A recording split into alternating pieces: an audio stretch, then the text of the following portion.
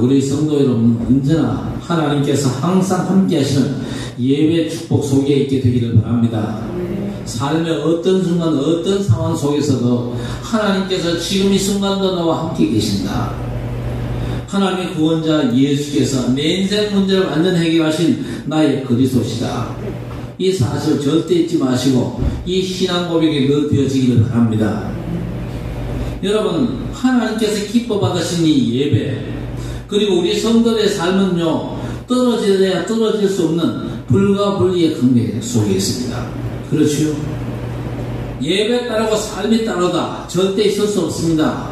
예배 제대로 드린 사람은요, 삶 속에서도 예배로 하나님께 영광을 돌리는 거예요. 그 삶 자체가 하나님이 기뻐하시는 거룩한 산 제물로 드리지는 겁니다. 복음을 아는 자와 모르는 자는요, 현장에서 결정적으로 차이가 납니다. 복음을 아는 자는요, 현장에서 삶의 축복을, 삶 속에서 하나님이 함께 하시는 축복을 누립니다. 그 축복 속에서 이제 증인되는 삶을 사는 거죠. 그러나 복음 모르는 자는요, 삶에 실패하게 되어 있습니다. 혹시 지금 삶이 힘듭니까? 왜 그렇습니까?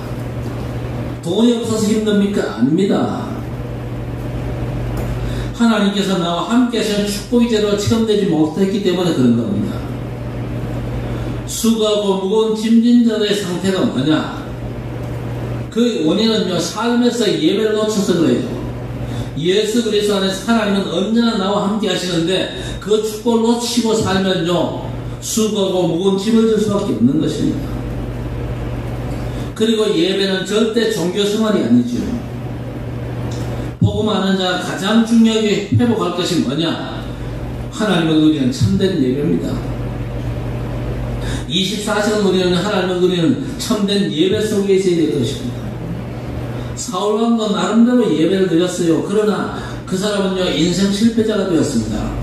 반면에 다윗은 쫓겨다니면서도 예배 승리함으로 승리자가 되었습니다. 여호와께서 나의 목자 되시니 내가 부족함이 없으리로다. 사망이 엄청난 골짜기로 다니는다 할지라도 절대 두려워하지 않는다 그랬습니다. 왜냐? 주의 손이 함께 하신다. 주의 지팡이가 나와 함께 하신다. 그 비밀을 누리기 때문에 그렇습니다. 그래서 먼저 우리 모든 성도들이 하나님이 기뻐하시는 예배자의 삶을 사시길 바랍니다. 하나님께서는 지금도 참 예배자를 찾고 계시거든요. 여러분 정말 우리 하나님께 참 예배자로 발견되어 주시기를 주의 이름으로 축원합니다. 참 예배자는 어떤 사람이냐? 예수님의 형제입니다. 예수님은 우리를 형제로 부르셨거든요. 우리가 거듭났다는 게 뭡니까? 한 근원에서 난 성령으로, 그리고 예수 그리스도를 믿는 믿음으로 구원을 받은 겁니다. 그래서 우리 모두는요, 그리스도 보혈의 형제들인 줄 믿습니다. 히브리서 2장 11절에 거룩하게 하신 이와 거룩하게 함을 입은 자들이 다 한 근원에서 난지라. 그러므로 형제라 부르시기를 부끄러워하지 아니하시고 그랬습니다. 예수께서 우리를 형제라 부르시고 부끄러워하지 않으셨습니다. 그래서 우리가 누구냐? 예수님이 형제인 예배자들이다, 그 말입니다. 그래서 여러분 절대 예배를 부담스러워하지 말고 예배를 기뻐하고 즐기시기를 주의 이름으로 축원합니다. 예배를 부담스러워하는 사람이 있습니다. 교회 안에도 있거든요. 많아요. 예배를 즐기는 성도보다 예배를 부담스러워하는 사람들이 훨씬 더 많거든요. 그러니까 예배를 부담스러워하니까 예배가 되겠습니까? 1시간 드리는 예배 못 드립니다.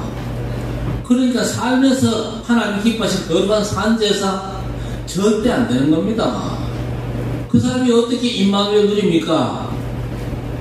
대표 기도할 때는요, 주께서 나와 함께 하심을 믿습니다. 고백할 수는 있습니다. 그러나 예배당문만 나서면요, 못 내리는 겁니다. 늘 공격도 하잖아요. 우리의 예배는요, 예배당에서 모여서 드리는 예배 많습니다.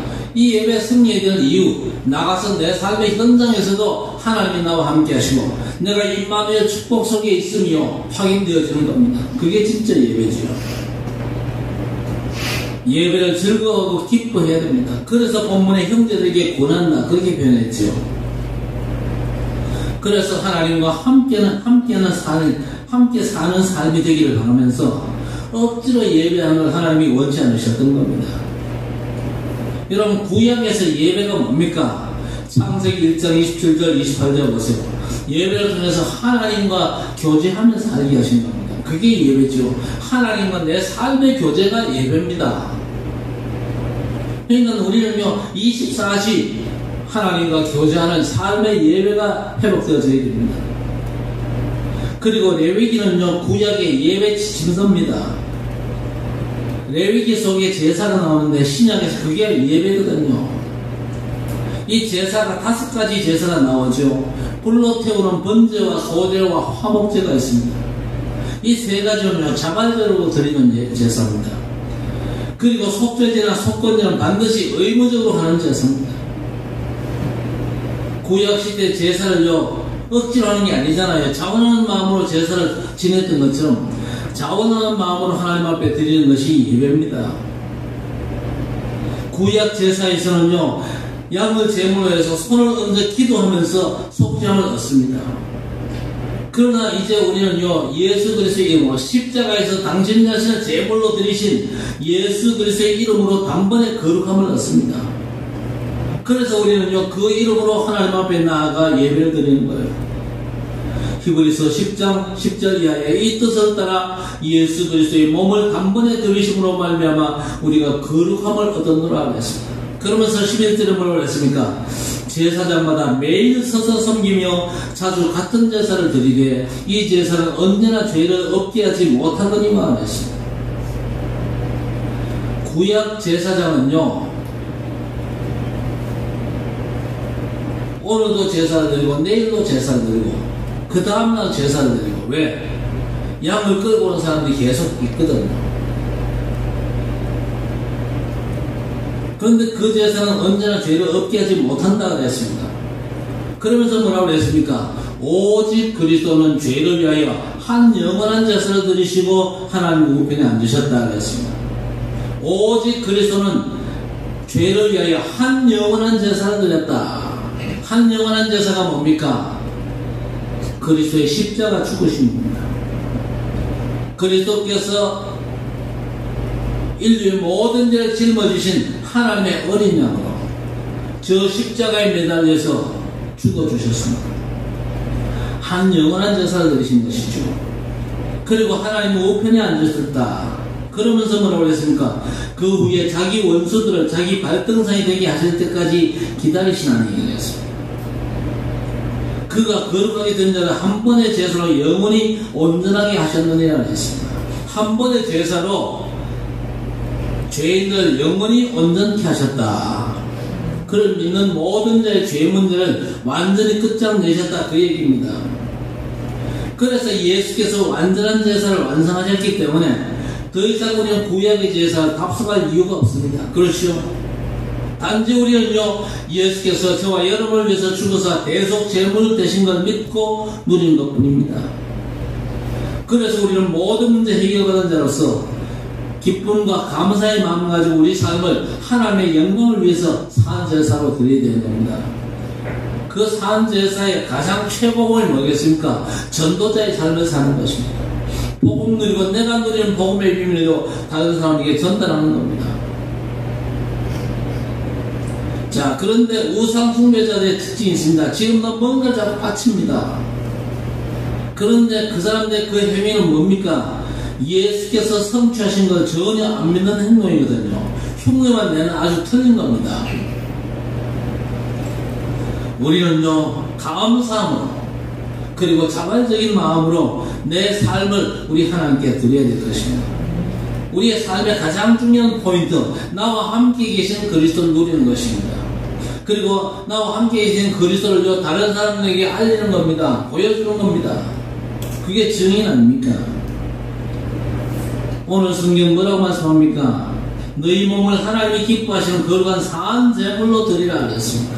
이는 너희가 드릴 영적 예배니라 하셨습니다. 지금 우리가 드리는 예배는요 살아있는 내 삶을 우리 하나님 앞에 드리는 겁니다. 그렇죠? 아침에 눈 뜨면요 오늘도 내 하루 내 삶의 예배가 시작됩니다. 하나님께서 오늘 내 삶을 통해서 최고로 영광을 받아 주옵소서. 기도하는 마음으로 하루를 시작하시길 바랍니다. 학교를 가거나 직장 가거나 사업 현장을 가거나 똑같은 마음을 가져야 됩니다. 오늘 내 하루의 삶이 하나님 앞에 드리는 산제사입니다. 하나님, 내가 드리는 산제사, 하나님이 기뻐하시는 내 삶을 예배로 드리는 이 삶을 하나님께서 기뻐 받아주시고 내 삶을 통해서 하나님의 계획이 성취되게 하옵소서. 그렇게 기도해야 될 것입니다. 내가 살아있지만요, 하나님 앞에서는 죽은 자같이 주께서 인도하신 따라서 예, 내가 아멘 하며 살겠습니다. 그렇게 살아가는 겁니다. 그렇죠? 내 멋대로 사는 삶이 아니고 주께서 내 마음에 감동 주시는 대로, 주의 성령께서 내 삶을 이끄시는 대로 내가 오늘도 하나님의 인도받는 삶을 살겠습니다. 그리고 갈라디아 2장 20절 뭐라고 그랬습니까? 내가 그리스도와 함께 십자가에 못 박혔나니 이제는 내가 산 것이 아니요 오직 내 안에 그리스도께서 사시는 것이다. 예배가 뭡니까? 하나님께 완전 굴복하는 마음의 고백이 예배입니다. 그 고백이요 삶에서 또 예배로 이어지는 거예요. 그래서 사도행전 2장 초대교회를 보세요. 날마다 성전에서 또 집에서 예배가 되어졌습니다. 삶의 예배가 회복된 것입니다. 날마다 여러분이 예수 그리스도를요, 여러분 인생의 주인으로 모시고, 손님으로 모시는 거 아닙니다. 내 인생의 주인으로 모시고, 주인으로 모신다 그랬습니다. 그러면 내가 주인 행세하면 돼요, 안 돼요? 안 되지. 내가 주인 아닌데. 주인이 누굽니까? 예수 그리스도가 내 삶의 주인이다, 그 말입니다. 그러니까 예수께서 기뻐하신 대로 내가 따라가면 되는 거예요. 예수께서 기뻐하신 게 뭡니까? 말씀대로 사는 겁니다. 그렇죠? 내 멋대로 사는 게 아니고 오늘도 말씀 따라 살게 하옵소서. 그게 참된 예배자의 입술의 고백입니다. 오늘도 내가 세상 따라가지 않게 하시고 세상 사람의 삶을 내가 본받지 말게 하시고 하나님이 기뻐하시는 삶, 하나님께서 영광 받으실 만한 삶을 내가 살아갈 수 있도록 하나님께서 내 삶에 역사하실 줄 믿습니다. 믿음을 고백하는 거죠. 여러분, 삶이 힘든다. 뭐가 안 돼서 그렇다고요? 예배가 안 돼서 그래요. 예배가 진짜 되어지면 삶이 힘들 이유가 없습니다. 하나님이 인도받는데 뭐가 어렵습니까? 심지어 하나님이 인도 제도 받으면요, 순교도 할 수 있는 거예요. 그렇죠? 그래서 우리는요, 하나님이 기뻐하시는 영적인 예배를 회복해야 될 것입니다. 영적인 예배를 회복해야 되는데 먼저 뭡니까? 종교적인 예배를 청산해야 돼요. 종교적인 예배를 그만둬야 됩니다. 예배에 대한 오해가 많습니다.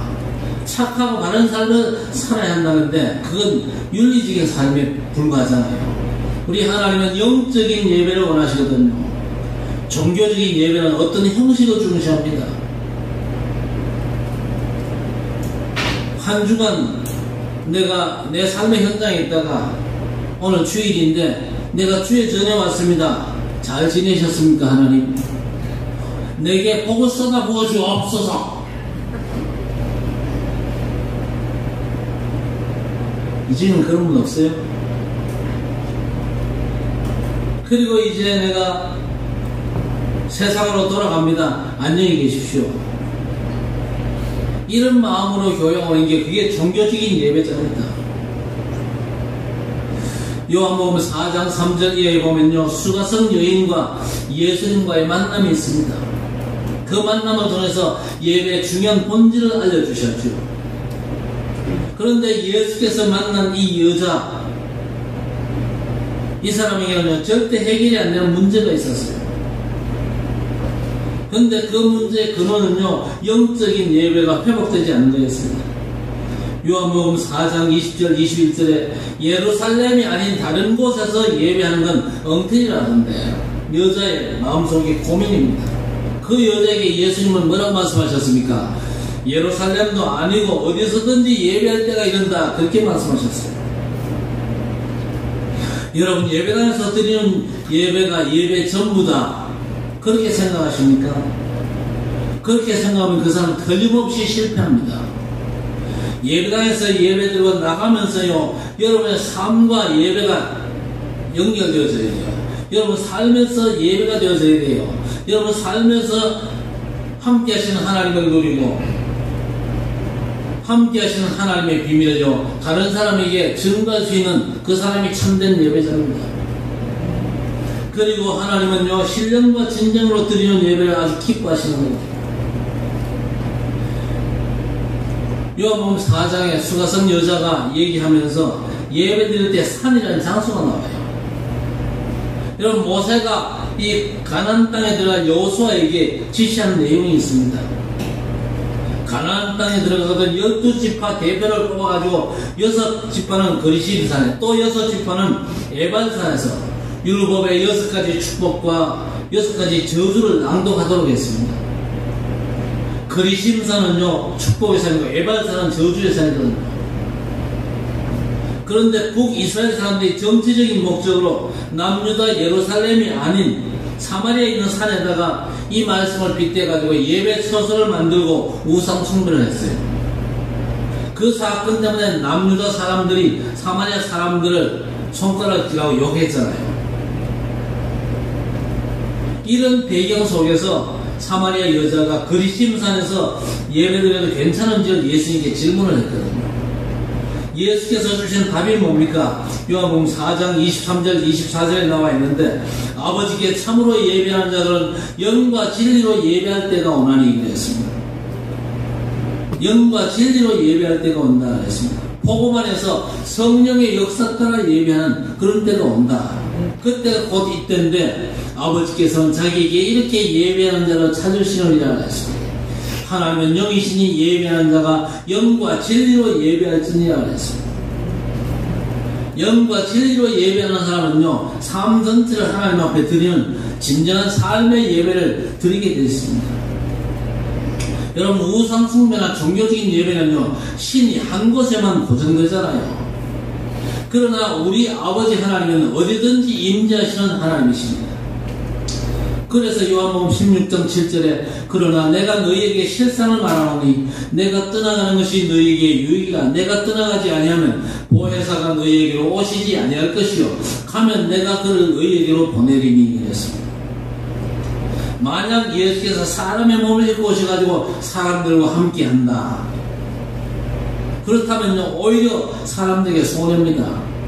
만약 지금 예수님께서 저 이스라엘 나라에 와 계신다, 사람으로 지금 계신다, 그러면요, 그 주변 사람들 외에는요, 싹 다 예수님과 상관없이 되는 겁니다. 저와 여러분은 마찬가지 아니겠습니까? 왜? 예수께서 육신으로 계시면요, 그 육체에 딱 제한난다. 그래서 보혜사 성령으로 이 땅에 오셔가지고 함께 하셔야만 모든 시간, 모든 사람, 모든 장소에 함께 하실 수가 있는 것이죠. 예수님은요, 보혜사 성령님을 보내신다.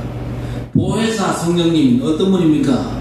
보호하시고 우리에게 은혜 베풀어 주시고 각양 좋은 선물들을 베푸시는 하나님의 성령님입니다. 그분이 우리에게 오셔야 돼요. 여러분, 보혜사 성령께서 내게 오셔서 나를 지도하시고 내 삶이 하나님께 드리는 거룩한 산 예배가 될 수 있도록 역사해달라고 기도하시길 바랍니다. 성령의 인도받는 이 영적인 예배가 참 예배거든요. 참 예배가 뭐냐? 하나님 나라 보좌의 축복으로 함께 하신 그리스도를 모든 장소와 사건 속에서 모시고 어떤 상황 속에서도 그분을 체험하며 내 삶을 그분의 말씀께 맡기고 살아가는 겁니다. 그래서 마가복음 3장 16절에 내가 너희를 부른 것은 너희와 함께하기 위함이라고 했습니다. 하나님께서 성령으로 우리와 항상 함께 하시므로 우리가 항상 예배드리도록 하시기 위해서 예수께서 우리를 부르신 목적이 함께 하시기 위함이다, 그렇게 말씀하신 겁니다. 그래서 우리 모든 성도들은요, 하나님께서 정말로 기뻐하시는 현장 예배를 회복하셔야 됩니다. 여러분의 삶의 현장이 예배 처소가 되어야 됩니다. 하나님께서 나와 함께 하심이 증거되는 현장 삶의 예배가 여러분에게 회복되셔야 된다, 그 말입니다. 하나님께서 나와 함께 하심이 누려지고 다른 사람에게도 보여지는 것이 삶의 예배거든요. 그게 하나님께서 우리에게 진정으로 원하시는 예배입니다. 오늘 우리가 모여서 예배 드리는 건요, 예배 전부가 아닙니다. 예배 시작에 불과한 겁니다. 여러분이 매일 아침 정식 기도로 하나님께 예배 드리는 건요, 24시 예배의 출발입니다. 그리고 다락방과 팀사역과 미션홈은 예배의 구체적인 내용이죠. 단순한 등록 프로그램이 아닙니다. 주일에 모여가지고 드리는 예배는요, 하나님이 주신 은혜와 언약장과 세임을 얻고 재충전받아가지고 삶의 현장에서 예배할 수 있도록 하는 겁니다.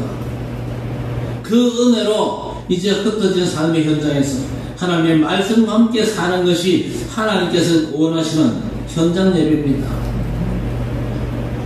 요셉이 이 같은 응답받은 렘넌트였습니다. 그렇지요? 요셉은요, 삶의 상황이 그렇게 그저 간단치 않았습니다. 노예로 팔려갔잖아요. 보디발 집에서 노예 살해하고 있습니다. 그런데 노예 살이 그 바쁜 상황 속에서 여호와께서 요셉과 함께 하심으로 그가 형통한 자가 되어 그의 주인 애굽 사람의 집에 있으니 그랬습니다. 감옥 가서도 마찬가지였고 임금 앞에서도 마찬가지였습니다. 요셉이 그냥 훌륭한 사람 아니고 열심히 일한 사람이 아니고 하나님이 함께 하신 사람입니다. 이게 보디발에게 증거되고 감옥에서 증거되고 바로 앞에서 증거되고 온 애굽 땅에 증거되어졌습니다.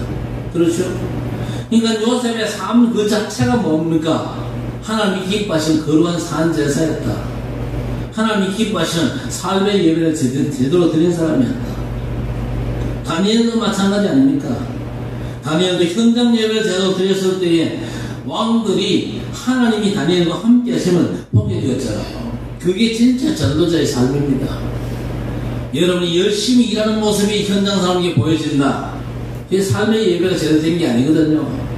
여러분이 훌륭하고 여러분이 머리가 좋고 여러분이 수단 방법이 뛰어나고 그런 것만 여러분이 쳐다보는 사람들이 눈치를 챈다. 그럼 여러분 진짜 나쁜 사람이에요. 그게 아니고 하나님 안 계신 줄 아는데 학정교회 렘넌트들 보니까 하나님 사랑해주는 게 맞네.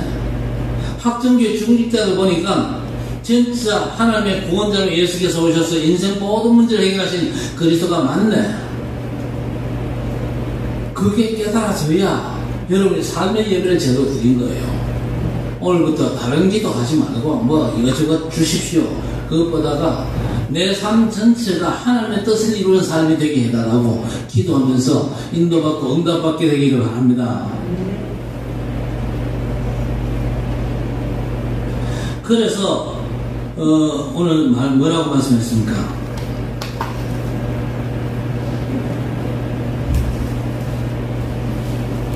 하나님께서 세상 끝날까지 그리고 범사에 영원히 함께 하시겠다고 약속하셨거든요. 우리가 항상 예배를 누리도록 하나님은 우리와 함께 하십니다. 그래서 우리 모든 성도들이 약속의 말씀 잡고 내 삶의 현장에서 내 받은 은혜로 기도하면요 성령께서 임하십니다. 그리고 여러분의 현장에 흑암이 떠나면서 하나님 나라가 회복되는 거거든요. 그래서 우리 성도들은요 현장에서 뭘 잘하려고 하지 마세요.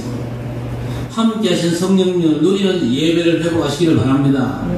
요한복음 14장 16절에 내가 아버지께 구하겠으니 그가 또 다른 보혜사를 너희에게 주사 영원토록 너희와 함께 있게 하리니 그랬습니다.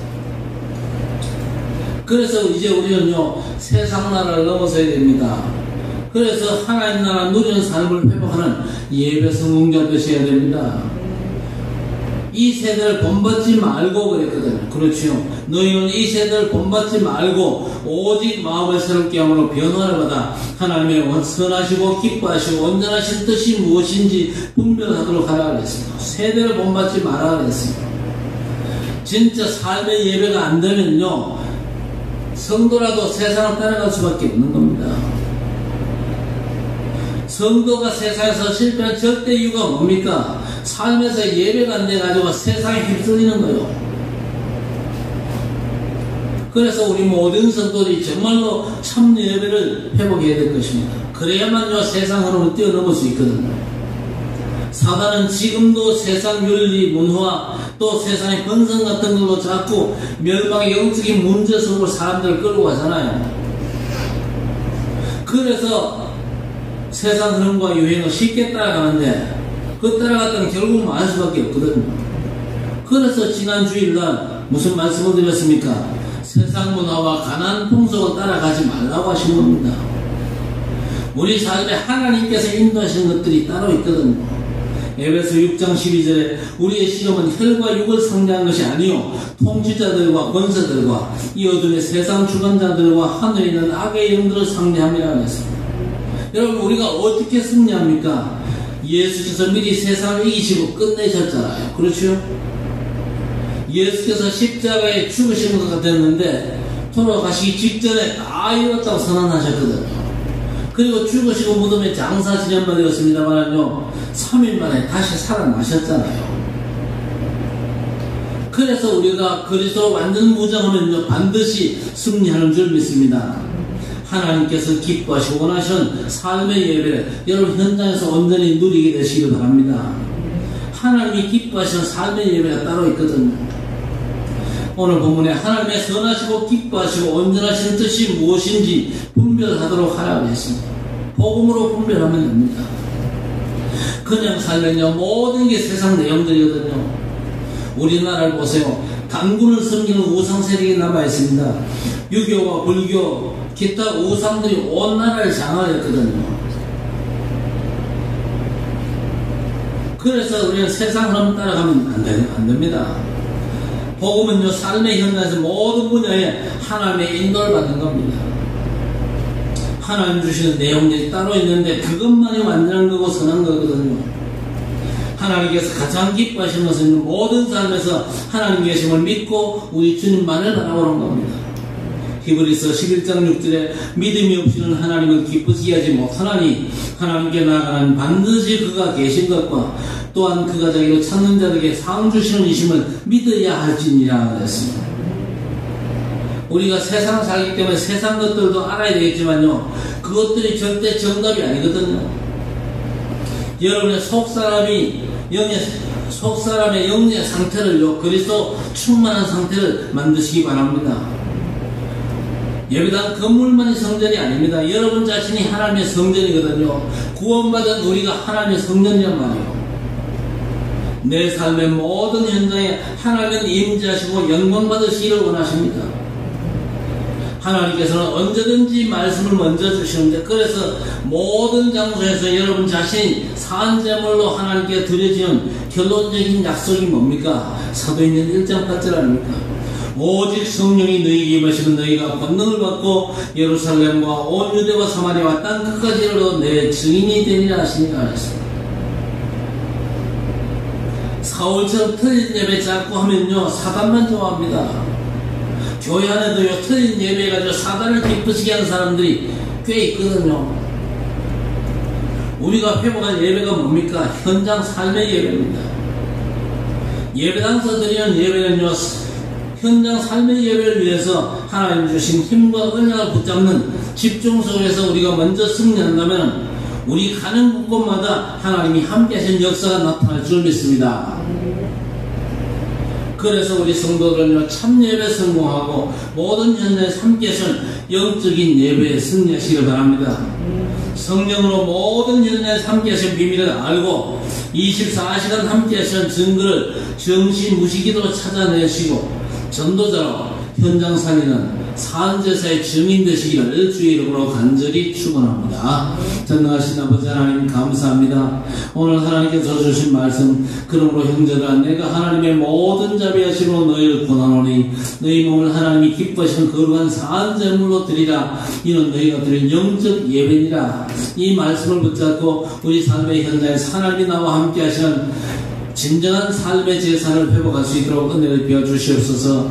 오늘 우리가 드리는 예배가 삶의 현장까지 연결되어서 하나님이 나와 함께 하시고 우리와 함께 하시고 모든 문제 사건 속에서도 함께 하셔서 모든 것들이 합력하여 선을 이루게 하시는 하나님의 놀라운 계획이 우리의 삶에서 성취될 줄로 믿습니다.